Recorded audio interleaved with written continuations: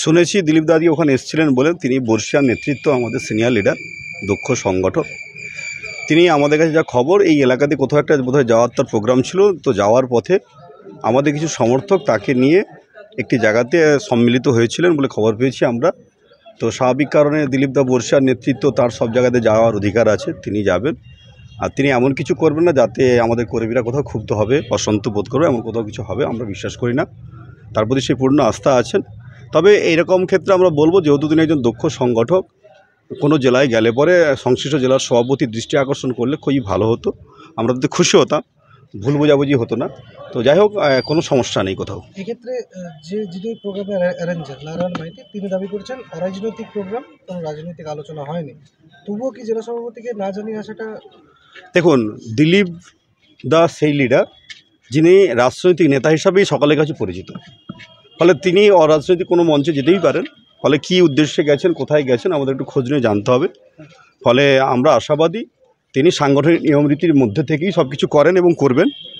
তবুও আমরা আশাবাদী যে তিনি আমাদের এই জেলা গত লোকসভা নির্বাচনে 80% বুথে আমাদের কর্মীদের, কার্যকর্তাদের ঐকান্তিক প্রচেষ্টায়, পরিশ্রমের ফলস্বরূপ 80% বুথে যেখানে আমরা জয়লাভ করেছি, সেরকম জেলাতে ওনার মতো একজন গুণী মানুষ আসবেন, এতে আমরা সকলেই আনন্দ বোধ করব, এটাই স্বাভাবিক, এবং ওনার সঙ্গে সকলেই মিলিত হবো, এটাই স্বাভাবিক।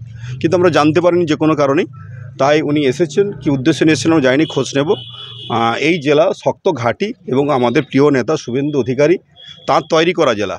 ফলে তার দেখানো পথে আমরা সকলেই সম্মিলিতভাবে লোকসভায় কাঁধে কাঁধ মিলে কাজ করেছি, যার ফলস্বরূপ তৃণমূলের মতো দুর্দণ্ড শক্তিশালী প্রভাবশালী রাজনৈতিক দলের প্রতিনিধিরা এখান থেকে পর্যদস্ত হয়েছেন। তাহলে এর দ্বারা প্রমাণিত হচ্ছে যে এই মাটিতে কে কোথা থেকে কি করছেন সেটা নিশ্চিত আমরা খোঁজ নেব সাংগঠনিক প্রক্রিয়াতে। আশাবাদী আমরা যে কোথাও কোনো সমস্যা নেই। আমরা খোঁজ নিয়ে দেখেছি, যে দুজন প্রাক্তন জিএস ছিলেন সভাতে, আর দুজন প্রাক্তন মণ্ডল সভাপতি ছিলেন, আর উল্লেখযোগ্য কোনো নেতা আমরা দেখতে পাইনি। তো যারা গেছেন তারা কেন গেছেন, দলের পক্ষ থেকে তাদের সঙ্গে আমরা যোগাযোগ করে আমরা অনুসন্ধান করব। শুনুন, তৃণমূল তো ভবিষ্যৎবাণী নিজেদের করলেই ভালো হয়, আমাদের করার দরকার নেই। কারণ যে তৃণমূল কংগ্রেস মানুষের ভোটে সারা বাংলায় গত লোকসভা নির্বাচনে পর্যদস্ত হয়েছেন, যেখানে জিতেছেন রিগিং ছাপ্পার জোরে জিতেছেন, যাদের নেতা 7 লাখ ভোটের বেশি ব্যবধানে জয়লাভ করেন, তারা মানুষের গণতন্ত্রের প্রতি আস্থাশীল নন। ফলে তাদের অনুরোধ করব, দয়া করে পূর্ব মেদিনীপুর জেলায় বিজেপির ভবিষ্যৎ হলে আপনাদের ভাবার কোনো কারণ নেই। আপনারা শান্তি থাকুন, আপনার দলকে শ্রীবৃদ্ধি করবার উদ্যোগ গ্রহণ করুন, মানুষকে সঙ্গে নেন, রিগিং ছাপ্পা থেকে দূরে থাকুন, তাহলে আপনাদেরও মঙ্গল হবে, সমাজেরও মঙ্গল হবে। কারণ আপনারা আপনাদের নিজেদের যখন কাজ করে ব্যর্থ, তো নিজেদের কাজ করে উঠতে পারছে না, সেই জায়গাতে বিজেপির আত্মসমালোচনা করার মাঝখানে আপনাদের না ঢোকাই ভালো বলে মনে করি।